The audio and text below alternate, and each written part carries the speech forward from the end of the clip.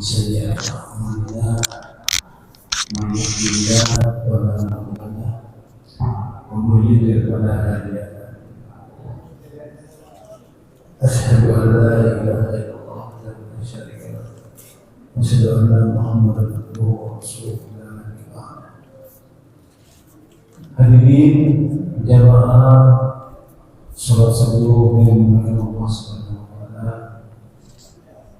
Alhamdulillah pada pagi hari ini kita masih diberikan banyak karunia, keberkahan hidup dan nikmat yang tak terhingga, yaitu nikmat iman, Islam, sehingga kita bisa menghadiri dan juga melaksanakan apa yang menjadi perintah Allah kepada kita sekalian, yaitu melaksanakan ibadah salat berjamaah bersama-sama.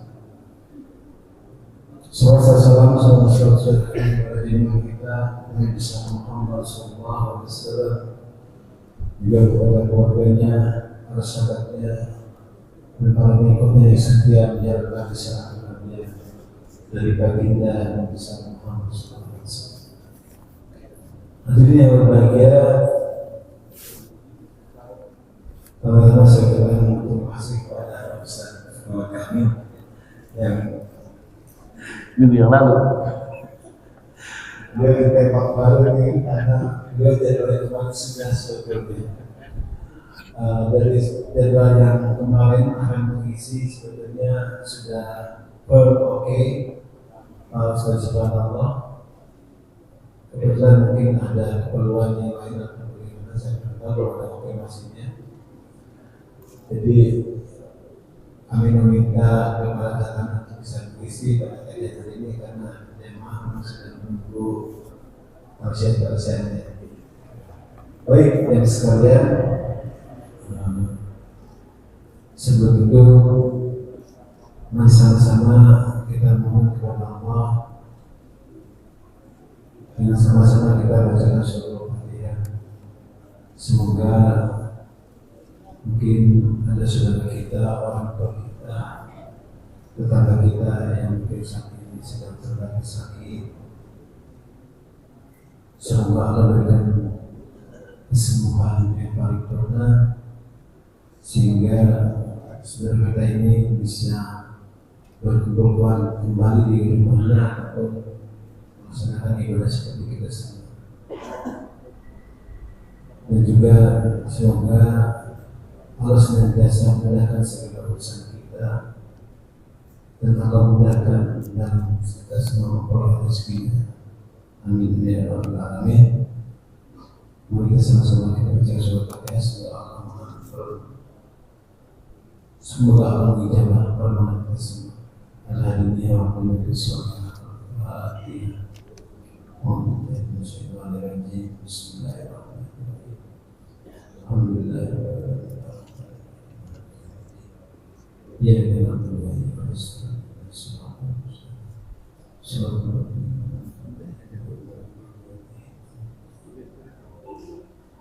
terima kasih sekalian. Mari sama-sama kita buka kajian pada pagi hari ini dan sama-sama kita Bismillah. Selanjutnya kami persilakan kepada Ustaz Fatul.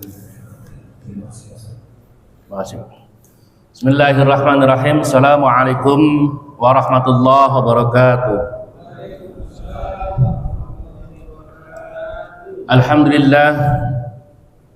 Alhamdulillahilladzi arsala rasulahu bil huda wa dinil haqq yudhhirahu 'ala dini kullih wa kafa billahi syahida.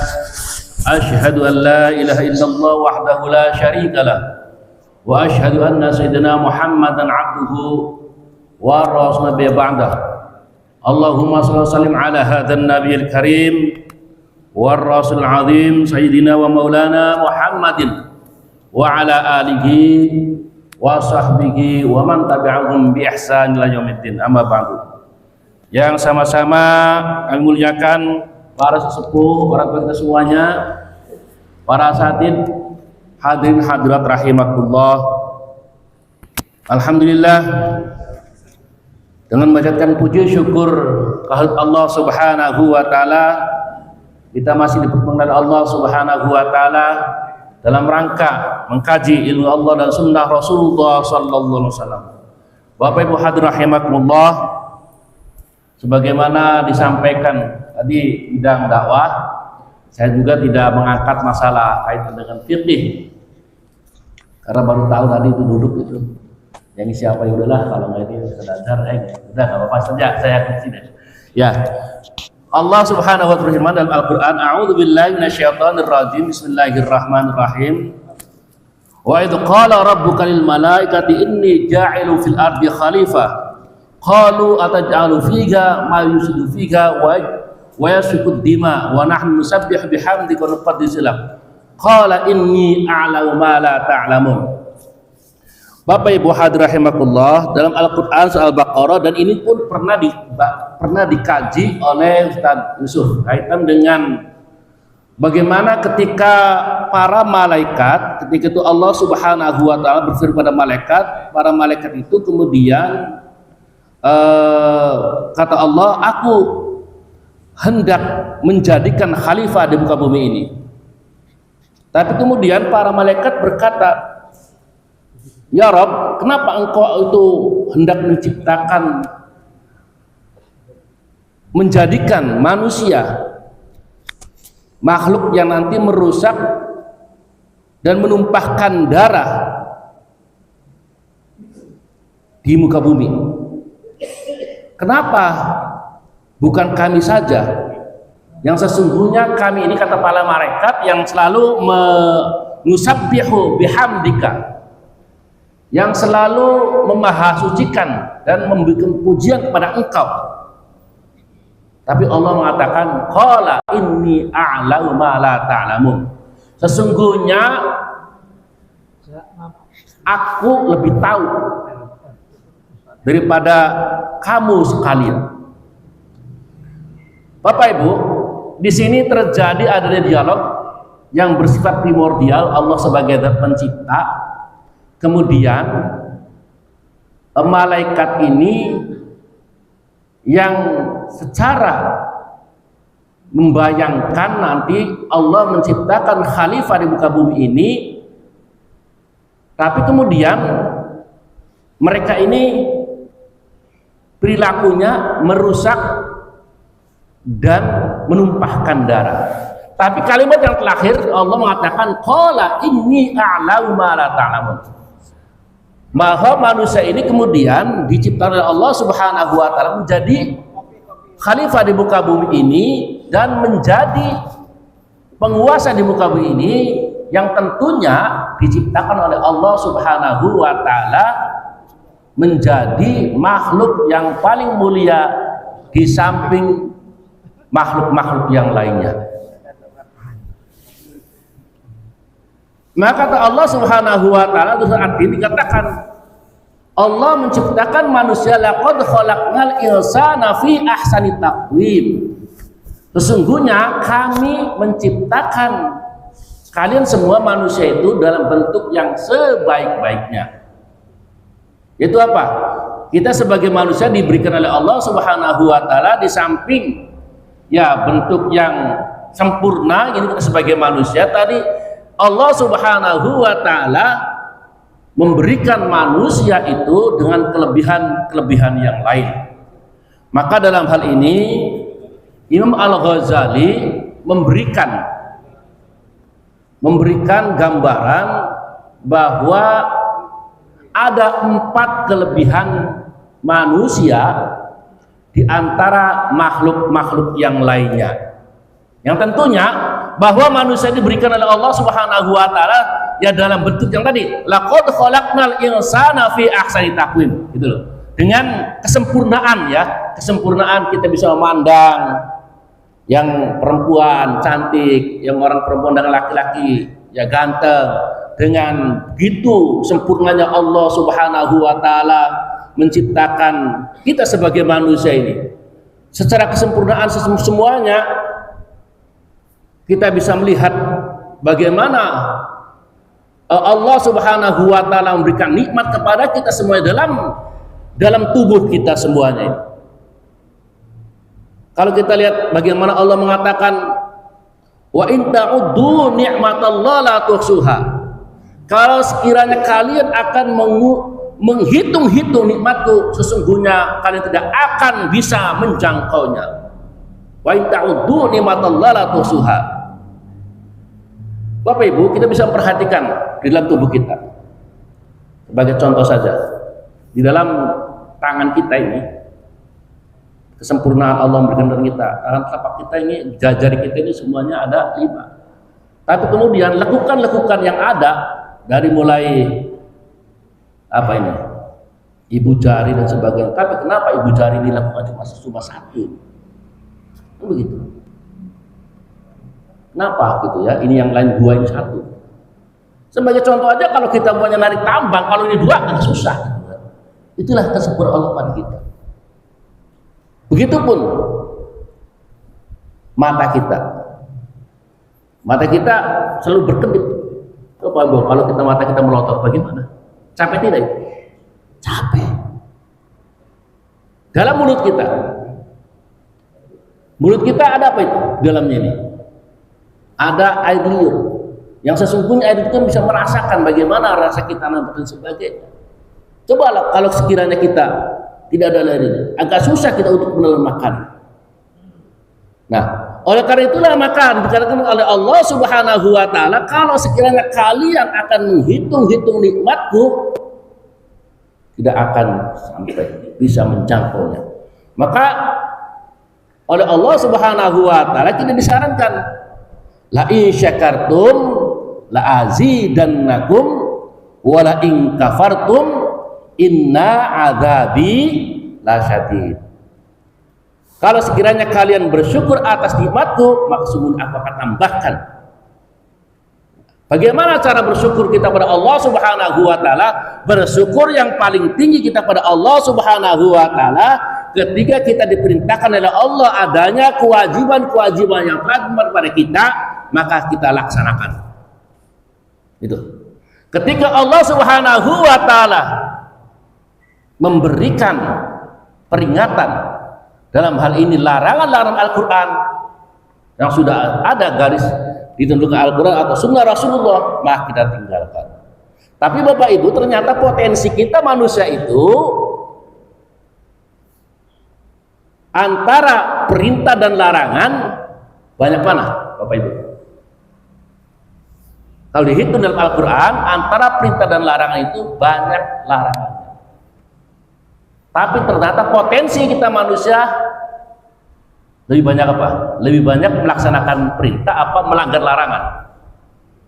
Melanggar larangan. Ya, Pak ya. Saya selalu saja itu Bapak-bapak ya, kalau pada anak-anak itu, pada murid atau mahasiswa juga selalu saja menyampaikan. Seperti dalam Al-Quran itu. Kepada orang tua kita dikatakan, wala taqul lahuma uf wala tanharhuma. Coba di antara kita itu atau kita saya gitu sebagian pernah tidak gitu kepada orang tua itu kita mengatakan wala taqul lahuma uf, janganlah kalian mengatakan kata-kata apa? Nah, sono beli mecin, sono beli garam, nggak mau. Gimana?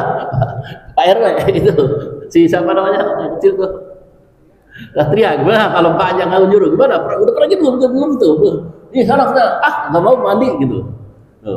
Itu sedikit saja gambaran pada orang tua kita tidak boleh gitu mengatakan kepada orang tua itu yang kita itu bisa menolak itu kalau orang tua itu memerintahkan kepada sesuatu yang bertentangan dengan ajaran agama, baru kita menolak. Tapi kalau sesuatu perbuatan yang baik ya tidak boleh. Apalagi kalau wala taqul wala tanharhuma. Apalagi kemudian melakukan apa nama itu? Tanharhuma itu melakukan perlawanan atau bertentangan dengan perintah orang tua. Sangat sedih kalau sekiranya ada cerita-cerita gitu ya. Seorang anak melawan orang tua dan sebagainya. Beberapa tahun yang lalu kan ada peristiwa gitu ya, seorang yang anak gitu karena gara-gara persoalan warisan gitu, orang tua kemudian diajukan pengadilan. Naudzubillah. Bahkan sampai satu kejadian pernah terjadi, masya Allah, itu ada di media gitu ya. Saya baca di media kasusnya itu. Makanya kalau sekiranya kemudian dibandingkan bagaimana perbuatan jahiliyah dulu zaman Rasulullah dengan sekarang, apakah jahiliyah mana dengan sekarang? Sampai kejadian ada seorang anak yang meminta pada orang tuanya ada apa namanya itu sertifikat tanah karena tidak ada, padahal dia sudah menjual banyak tanah. Tapi kemudian setelah dilakukan ini, orang anak itu melakukan pembunuhan pada ibunya, kemudian mayatnya ditaruh di bawah dipan tempat tidur, dan setelah diotopsi orang tuanya itu, setelah diotopsi oleh polisi dan dilakukan oleh kedokteran, ternyata orang tuanya sendiri, ibunya itu diperkosa. Naudzubillah. Apakah lebih tidak jahiliyah lagi? Nah itu. Nah oleh karena itulah maka sesungguhnya Al-Ghazali menggambarkan sesungguhnya kalau sekiranya manusia itu kesempurnaannya dipergunakan dengan sebaik-baiknya, insya Allah maka manusia menjadi ketentuan yang Allah, yaitu menjadi manusia yang diidamkan, yaitu bisa menjadi insan kamil, manusia yang sempurna. Yang pertama apa? Al-Ghazali menggambarkan yang pertama bahwa arbaatun jawahir milik insan. Ada 4 mutiara yang ada kelebihan manusia di antara makhluk yang lain. Yang pertama adalah al-aqlu, akal pikiran. Manusia diberikan oleh Allah Subhanahu wa taala, diberikan akal pikiran untuk membedakan mana yang hak dan mana yang batil, mana yang baik dan mana yang tidak baik. Karena banyak di antara manusia itu dengan apa? Sebenarnya manusia itu diberikan oleh Allah Subhanahu wa taala di samping akal itu adalah nafsu. Tapi kalau sekiranya akalnya tidak berfungsi, maka yang mengendalikan dirinya adalah nafsunya. Di dalam Al-Quran Allah Subhanahu wa taala mengingatkan kepada kita semuanya, innan nafsa la ammaratun bisu. Sesungguhnya nafsu itu mengajak manusia pada kejahatan. Bapak Ibu hadirin rahimakumullah, kalau kita lihat dengan kasat mata bahwa mereka yang melakukan kejahatan-kejahatan itu sebenarnya apakah mereka itu adalah orang-orang yang bodoh atau yang pintar? Mana Pak RW? Yang pintar. Padahal sebelumnya akalnya difungsikan tidak awalnya. Difungsikan. Ya. Padahal Allah Subhanahu wa taala dengan sangat tegas ketika pertama kali Nabi kita Muhammad sallallahu alaihi wasallam mendapatkan wahyu dari Allah, yaitu apa? Tentang bagaimana memfungsikan akal kita dengan sebaik-baiknya. Maka Allah mengatakan, Iqra ya Muhammad, Iqra bismi rabbikal ladzi khalaq. Bacalah wahai Muhammad dengan menyebut nama Tuhanmu yang telah menciptakan kamu. Itu kalimatnya bismi rabbikal ladzi khalaq.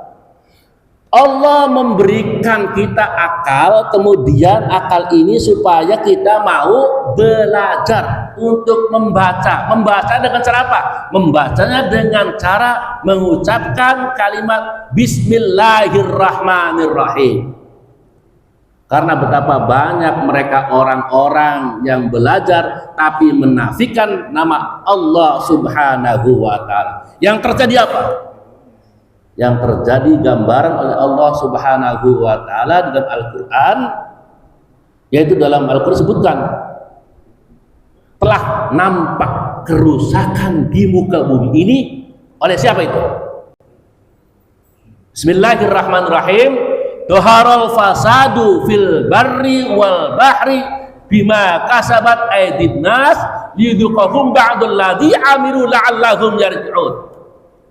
Telah nampak kerusakan di muka bumi ini.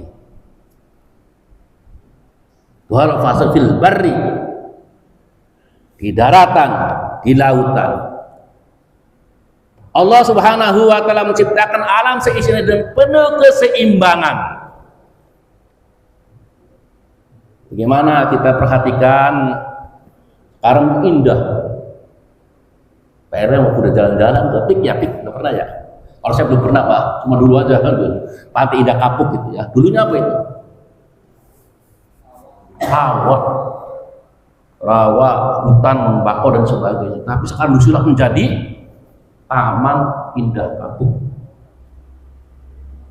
Terjadi itu, dilihat indah dan sebagainya, tapi yang menjadi korban apa? Allah sudah menciptakan keseimbangan alam. Bagaimana alam di sana, tapi apa yang menjadi kerusakan? Bagaimana Pak itu orang Kerawang. Yang awalnya itu pantai Kapuk itu darinya itu pantai lautan, tapi pindahnya kemana? Kerawang itu habis semua itu kan. Jadi akhirnya tadinya laut, kemudian pindah jadi lautnya ke daratan. Karena tidak ada keseimbangan. Karena apa? Karena ketika manusia itu menciptakan atau juga menjadikan ilmunya tidak ada asma Allah Subhanahu wa taala yang di dalamnya hanya pengetahuannya untuk menciptakan keduniawian, menciptakan duit-duit dan sebagainya. Padahal Allah sudah memberikan aturan. Kalau tidak dilakukan aturan itu, maka terjadi adanya ketidakseimbangan alam. Ini diakibatkan karena mereka ketika belajar tidak mengucapkan kalimat asma Allah Subhanahu wa taala. Maka Allah mengatakan kerusakan di muka bumi ini adalah karena tangan-tangan manusia, agar kemudian mereka merasakan bagaimana mereka itu untuk akibat yang diakibatkan oleh perbuatan mereka. Itu yang pertama, akal. Nah, jadi akal itu harus diarahkan untuk bisa membedakan mana yang hak dan mana yang batil. Kemudian diarahkan juga dengan apa tadi? Ketika mereka belajar harus dengan nama Allah Subhanahu wa taala. Bismillahirrahmanirrahim. Kemudian yang keduanya bahwa kita sebagai manusia diberikan kelebihan oleh Allah Subhanahu wa taala adanya ad-din, agama.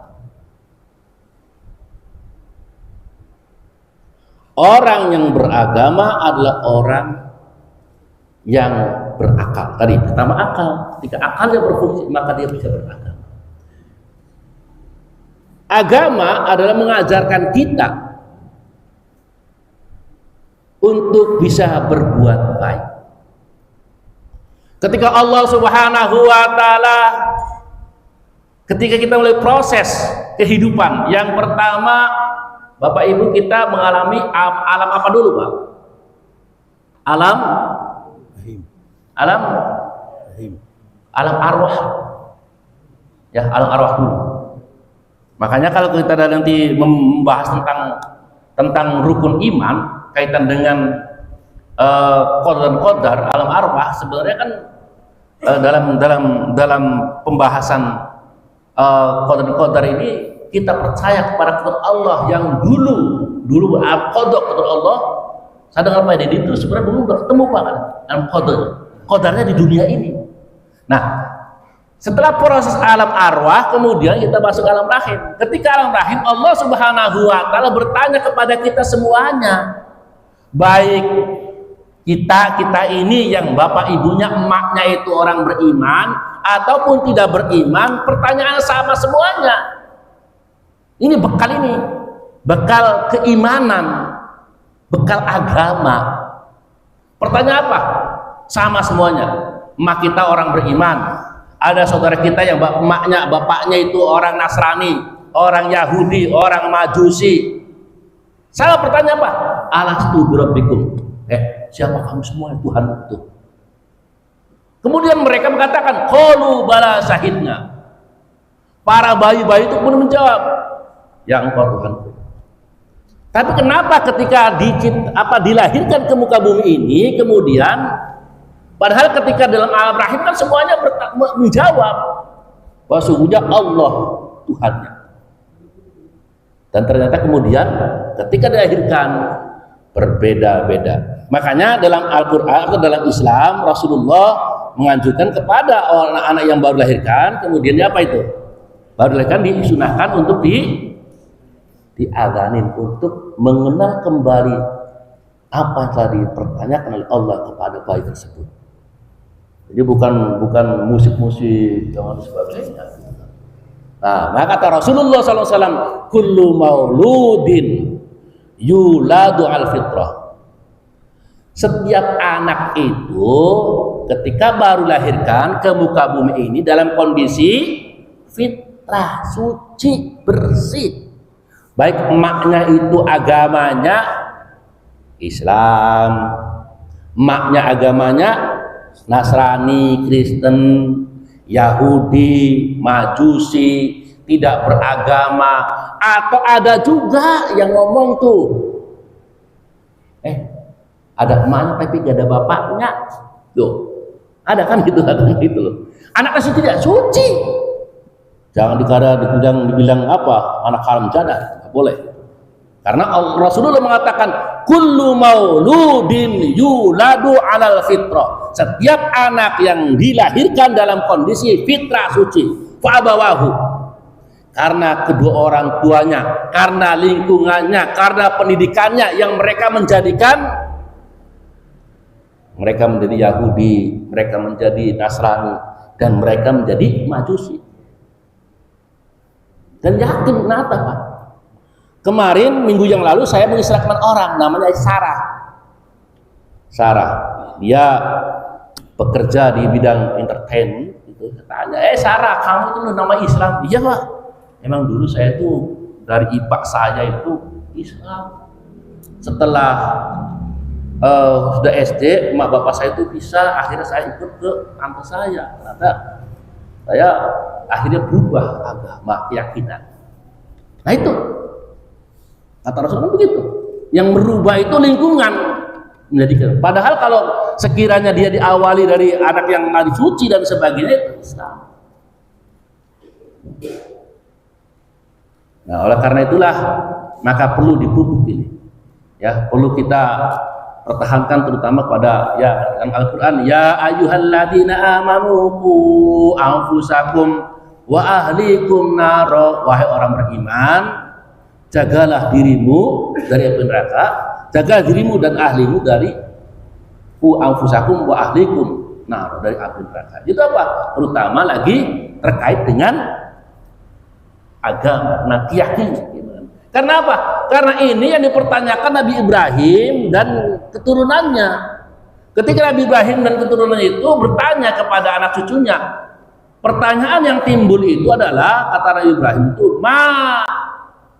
ta'buduna min ba'di, apa yang engkau sembah setelah aku tidak ada lagi. Ini apa? Kerisauan seorang tokoh, seorang bapak yang dikhawatirkan karena betapa banyak persoalan perkehidupan yang jangan sampai mereka itu kemudian menyimpang dari keimanan pada Allah Subhanahu wa taala. Maka pertanyaan Nabi Ibrahim itu kepada anak cucunya itu apa? Ma ta'buduna min ba'di, apa yang kamu sembah nanti setelah tidak ada. Jadi bukan yang dipikirkan kadang-kadang kita apa? Pada keluarga kita itu. Ya, mungkin dari orang tua kita nanti kita takut tidak makan. Jadi apa? Ma ta'buduna min ba'di, apa yang kau makan setelah tidak ada. Kan begitu akhirnya itu kan. Atau apa? Takut nanti turun kita tidak bisa kerja. Apa akhirnya pertanyaannya? Ma ta'maluna min ba'di, apa yang kau kerjakan nanti aku tidak ada. Akhirnya apa? Akhirnya cara pendidikan kepada anak kita pun akhirnya salah gitu loh. Karena saya selalu saja melihat kepada ada persoalan-persoalan keluarga yang saya pertanyakan tentang pendidikan dulu gitu. Ternyata kadang-kadang ya bukan mereka yang mengalami, mereka akan menjadi korban aja. Kenapa? Karena kadang-kadang orang tua itu tidak mengarahkan kepada pendidikan anak-anaknya. Mestinya apa? Pendidikan yang pertama adalah bagaimana kita mengenalkan kepada mereka itu tentang siapa yang menciptakan kita semuanya. Kemudian bagaimana kita bisa mengabdi dan beribadah kepadanya. Itu pendidikan dasarnya. Karena kadang-kadang kita itu mengarahkan kepada keluarga kita, ya tadi kekhawatiran mereka tidak makan, mereka tidak kerja dan sebagainya. Nah itu mestinya itu apa? Kerisauan itu yang pernah dilakukan oleh bagaimana Nabi Ibrahim, bagaimana Nabi Ishak dan Nabi Yakub, ma ta'buduna min ba'di. Jadi agama yang harus dipegang. Kemudian yang ketiganya adalah Allah Subhanahu wa taala memberikan kelebihan manusia di samping makhluk yang adalah Allah Subhanahu wa taala memberikan Al-Imam Ghazali adalah ilmu pengetahuan. Tapi Ibu hadirin rahimahullah, kita sebagai manusia diangkat derajatnya oleh Allah Subhanahu wa taala karena ilmu pengetahuan. Bismillahirrahmanirrahim. Yarfa'illahu alladziina aamanu minkum walladziina utul ilma darajat. Allah telah mengangkat orang-orang, yarfa'illahu alladziina aamanu, orang beriman di antara kamu sekalian. Pada siapa derajatnya? Kepada orang-orang utul ilma darajat, yang memiliki ilmu pengetahuan dengan beberapa derajat.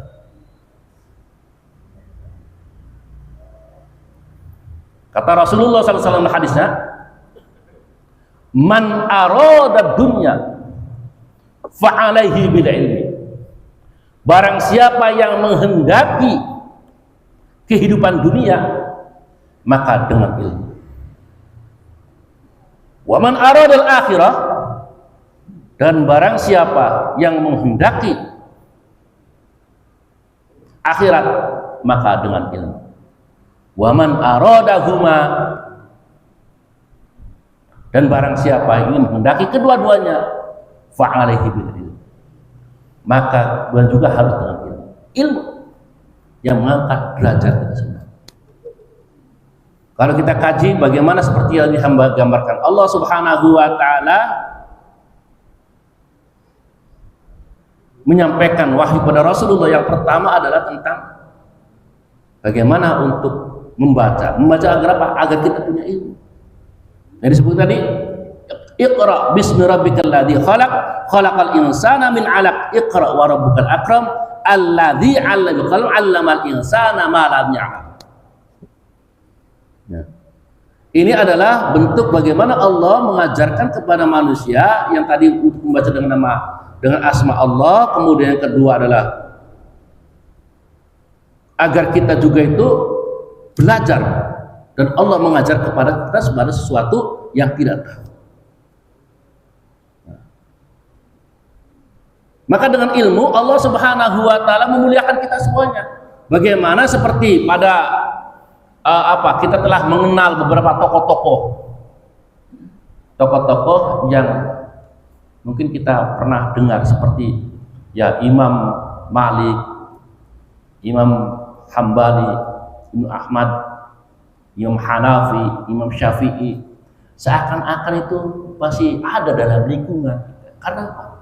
Karena mereka diberikan oleh Allah Subhanahu wa taala dengan ilmu pengetahuan.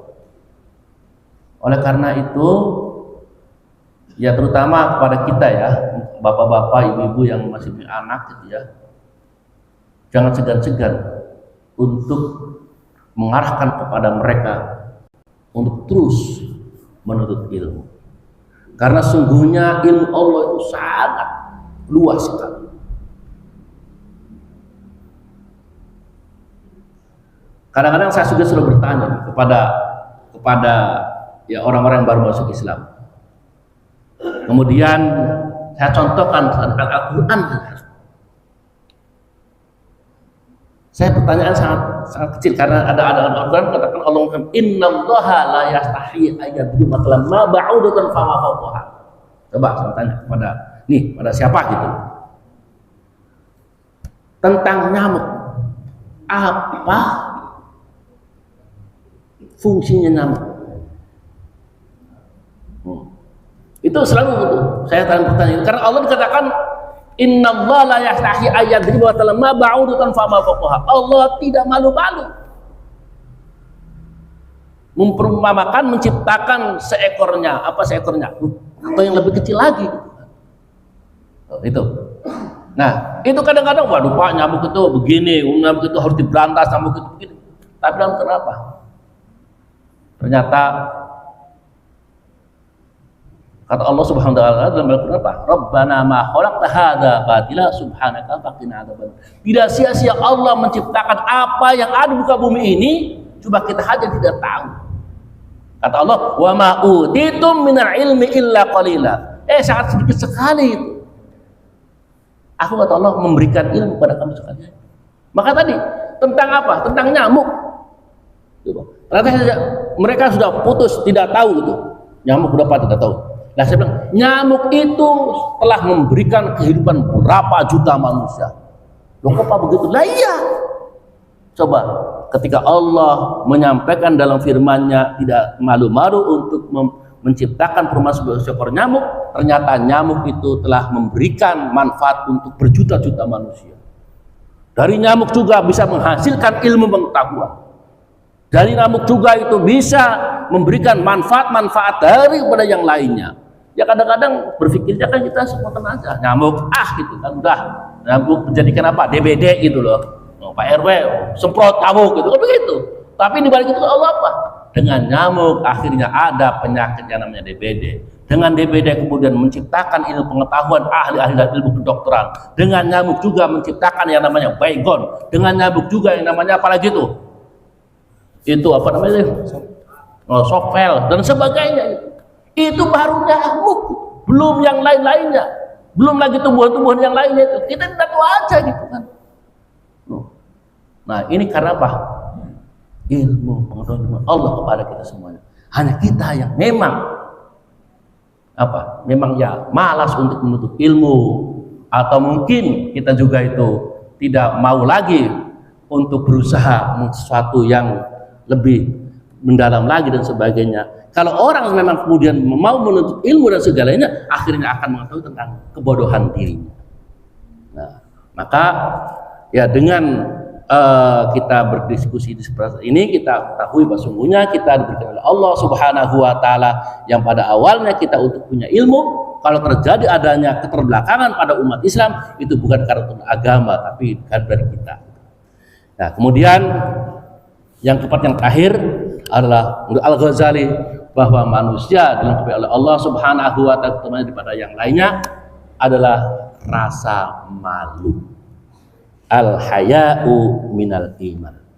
Bahwa rasa malu itu bagian dari iman. Banyak sekarang, terutama para pejabat, tidak malu-malu lagi untuk melanggar ya sumpah mereka gitu ya. Ya. Mereka tidak malu-malu lagi untuk tidak menjalankan amanah gitu.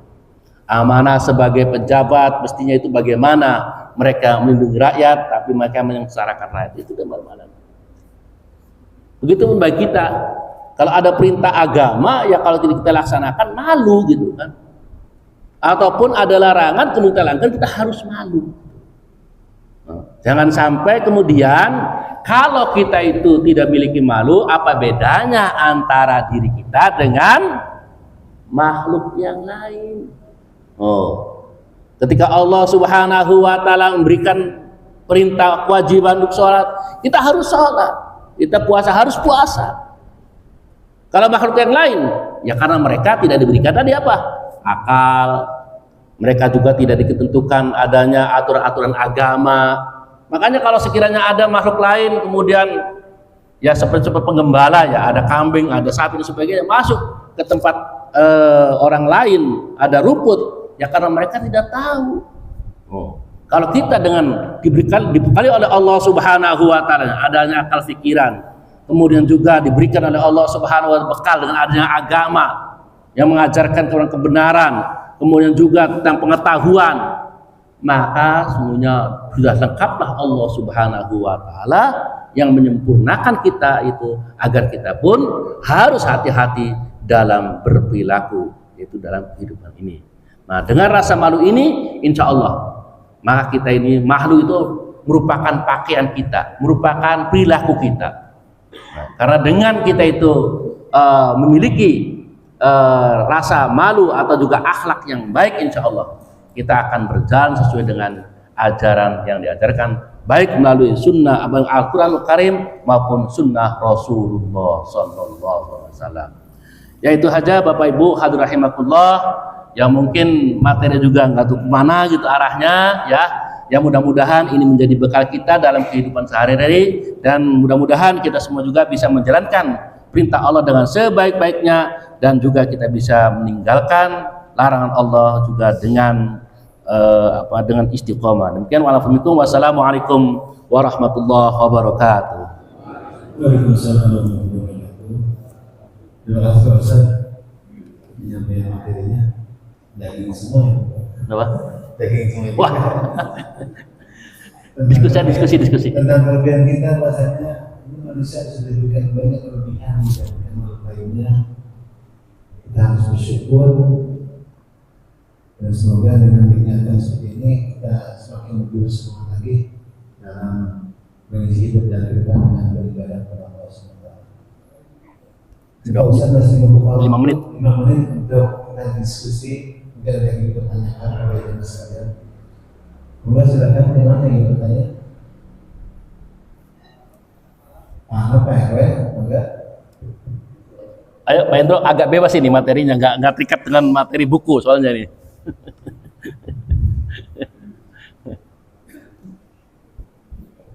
Assalamualaikum warahmatullahi wabarakatuh. Waalaikumsalam warahmatullahi wabarakatuh.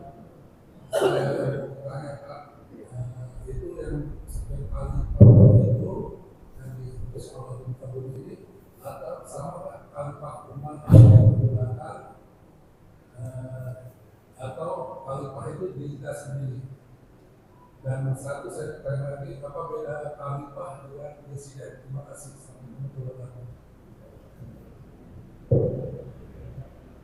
Apa pertanyaan pertama? Khalifah. Bukan yang pertama. Yang pertama apa tadi? Apakah sama Ustaznya khalifah? Oh, khalifah. Khalifah Umar Ali dengan khalifah yang ditanya sama di Al-Quran. Gini Pak, yang di Al-Quran ini khalifah ini adalah kan dalam Al-Quran ini jamfil ardi khalifah. Khalifah di sini adalah bagaimana Allah Subhanahu wa taala menciptakan manusia itu bukan sistem pada pemerintahan. Nah, tapi khalifah di sini Allah memberikan kepada manusia itu untuk mengurus, ya. Karena khalifah di sini adalah Allah itu telah menawarkan kepada gunung, kepada makhluk yang lain, ternyata mereka tidak sanggup semuanya. Tapi kemudian dipikulah oleh manusia. Nah, jadi manusia itu diberikan kepercayaan oleh Allah Subhanahu wa taala turun ke muka bumi ini kemudian untuk mengurus dan melestarikan alam yang di muka bumi ini. Jadi khalifah di sini adalah wakil Allah di muka bumi ini. Jadi berbeda dengan sistem kekhalifahan. Nah, khalifah di sini dan khalifah beda, ya. Kalau khalifah di sini adalah ditentukan Allah itu untuk menjadi naib, ya, wakil dari Allah untuk mengurus melestarikan alam dunia ini. Nah, sementara kekhalifahan itu ada sistem pemerintahan, ya, kemudian yang mengurus. Jadi ya ada sistem yang dalam kenegaraan gitu. Nah, cuma kalau kita lihat bagaimana kemudian Khalifah Ar-Rasyidin ketika Rasulullah SAW sudah wafat, kemudian itu ada Khalifah Ar-Rasyidin, 4 khalifah. Yang pertama Abu Bakar, Umar, Utsman, Ali. Itu beda-beda gitu. Yang pertama Abu Bakar itu adalah ketika menjadi Khalifah Rasyidin pertama, khalifah itu adalah ditunjuk oleh Umar karena dalam kesepakatannya itu dan minta pendapat dari para sahabat-sahabat yang lain bahwa siapakah yang selalu menjadi wakil atau menjadi pengganti Rasulullah ketika Rasulullah itu absen dalam sholat, maka ditunjuklah adalah Abu Bakar. Nah, sepakat itu Abu Bakar. Nah, kemudian yang kedua Umar itu ditunjuk oleh langsung Abu Bakar.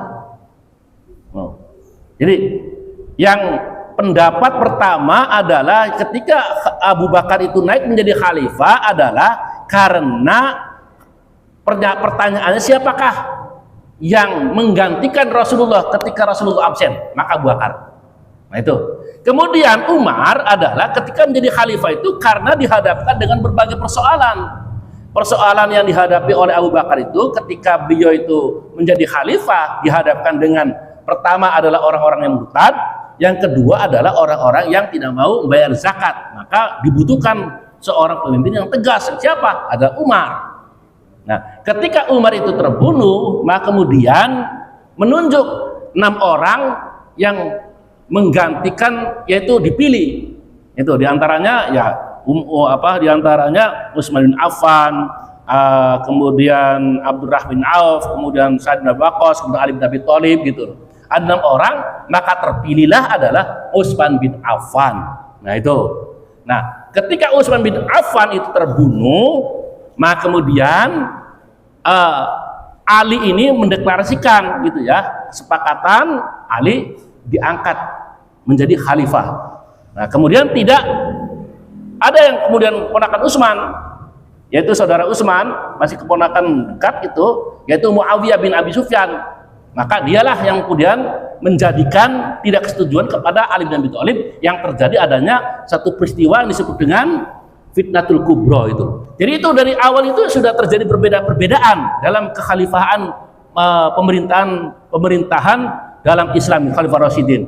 Yang kemudian ketika periode pertama yaitu Umayyah itu ya sudah seperti kerajaan. Setelah Umayyah kan ganti Abbasiyah gitu loh. Nah, ini jadi harus dibedakan antara yang tadi khalifah Allah yang menjadikan manusia di muka bumi dengan sistem pemerintah khalifahan. Itu beda gitu. Maka sistem khalifah pun yang tadi saya sebutkan ternyata terjadi perbedaan-perbedaan antara Abu Bakar, Umar, Utsman dan Ali gitu, Pak. Ya, gitu. Nah. Baik, gimana cukup, Pak? Oh, beda sistem. Ya. Ini sistem kenegaraan juga itu ya. Ya kalau umpamanya kita melihat bagaimana kekhalifahan seperti Umayyah dan Abbasiyah, Umayyah dan Abbasiyah itu seperti sama dengan sistem kerajaan monarki gitu, kerajaan sebenarnya itu. Nah, kalau presiden itu kan yang kemudian dilakukan melalui berbagai proses yang dilakukan dengan cara-cara demokrasi gitu. Cara-cara demokrasi yang dipilih gitu. Ya, yang di mana-mana ya biasanya itu presiden itu hasil dari pilihan. Berbeda dengan sistem kerajaan. Kalau kerajaan kan biasanya ya sampai sekarang yang masih mengatur kerajaan itu kan Inggris gitu kan, Spanyol, ya negara-negara Eropa masih gitu. Nah, sistem yang sekarang sudah sebenarnya kan kita juga ini kan sekarang Indonesia ini sudah bukan kita mengatakan merdeka dari republik. Ya buktinya siapapun terpilih siapa yang kalau mau menjadi presiden gitu loh. Pak RW nanti calon presiden nggak apa-apa gitu kan. Nah itu juga presiden yang sekarang aja kan dulunya tukang mebel kok bisa gitu loh. Nah iya apalagi itu pemborong gitu loh. Iya bebas aja gitu loh. Juragan sapi kambing aja boleh gitu kan. Nah, jadi nggak mesti. Jadi kalau sistem mungkin yang di khalifah dulu Umayyah, Abbasiyah itu masih sama dengan sistem monarki absolut gitu ya, kerajaan, keturunan terus gitu. Tapi presiden siapa aja gitu ya. Kalau dulu kan zamannya Orde Baru Pak Harto seakan-akan otoritasnya pada harus orang jadi jenderal dan sebagainya. Tapi berikutnya kan tidak gitu kan, siapa aja gitu loh. Pak Alam jadi pengusaha karbol sapi gitu kan, alon gitu, akhirnya dukung bisa gitu kan. Oh itu bebas presiden itu. Ya terima kasih. Baik, terima kasih Ustaz. Ya, sama-sama, Pak. Hari ini cukup jelas sekali pertanyaan umum jawabannya. Jamaah sekalian yang berAllah, mari sama-sama kita akhiri kajian hari ini dengan sama-sama mengucapkan Alhamdulillahirabbil subhanallah. Subhanallahumma wa bihamdika Asyhadu an la ilaha illa anta astaghfiruka wa atubu ilaik. Assalamualaikum warahmatullahi wabarakatuh. Waalaikumsalam warahmatullahi wabarakatuh. Makasih Ustaz. Ampun Pak, saya kalau kemarin pencerahan